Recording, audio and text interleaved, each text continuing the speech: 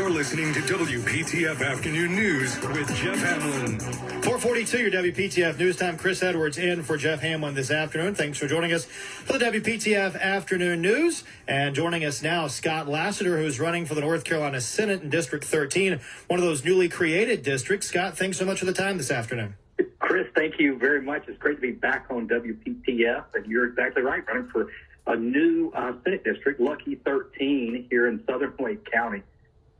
That was really sort of a surprise to a lot of us in political circles when it appeared out of redistricting. Yeah, what about this newly formed district made you want to be a candidate? I'll tell you, it's a district that either myself or a member of my immediate family have lived in for almost 70 years now. Deep roots in the community. It is a district that not only am I excited to represent, but it's a district that I really feel like made me who I am. And, you know, I've got a lot of friends, a lot of family members in this district that have really encouraged me to seek this opportunity out. It wasn't something I was intending on doing, but, you know, when folks come to you and make that ask and you feel like you have something to give, like my unique perspective in public education as an assistant principal in our public school system, it felt like the right thing to do. So very excited about that. Yeah, let me ask you about that. You mentioned your experience in public education. What do you think is the most pressing issue, or maybe there's issues in North Carolina that you'd like to help fix if you get elected to state senate? Absolutely. You know, Chris, you look at vacancy rates, and it is a shame that in a state like North Carolina, with all the vast resources, both financial, human resources, natural resources, that we've got young people that are the future of our state sitting in classrooms. Even now, we're at the end of October with uncertified teachers or no certified teacher in the classroom. We've got record rates of vacancies among rank and file state employees. That's just not, it's not in keeping with the spirit of this great state. We have got to step up to the plate, do what it takes to recruit and retain the absolute best to work in our classrooms, to be in those squad cars, to ride on those fire trucks, to provide the community services that are the core functions of government.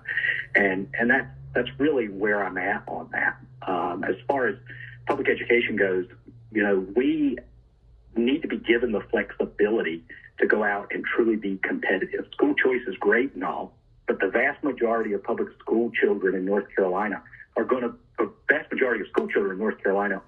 attend public schools, and those public schools need to be the pride of our nation. And we've got to take the boat anchor of regulation out from around the neck of hardworking school leaders in the state. Visiting with Scott Lassiter, who's running for North Carolina Senate in District 13. Scott, you're obviously serving now as Wake County Soil and Water Supervisor, have also served on the Apex Town Council. How have those experiences helped qualify you to serve in North Carolina Senate? Great questions, Chris. First of all, you know, my history is not one of partisanship or just simply talking. My history is one of doing. I'm that guy that if it comes up with an idea and a plan, I'm ready to be there and execute it. So, you know, if elected to the state Senate, my biggest learning curve is that, you know, I may not be the one that's executing these things. I'm used to being responsible not only for the idea, but also the implementation. So I've got a history of working with people of all different backgrounds, all different types, to solve problems, come together, whether that be working with the local municipal police department to reduce juvenile crime through creative ways, add additional school resource officers in schools, or whether that be as soil and water supervisor and coming up with an innovative plan that is now a model for the rest of the nation in growing communities to preserve farmland so that we have some open space left in Wake County. I'm used to going in, attacking meaningful problems for everyday people, and coming up with solutions. Don't spend a lot of time attacking other folks.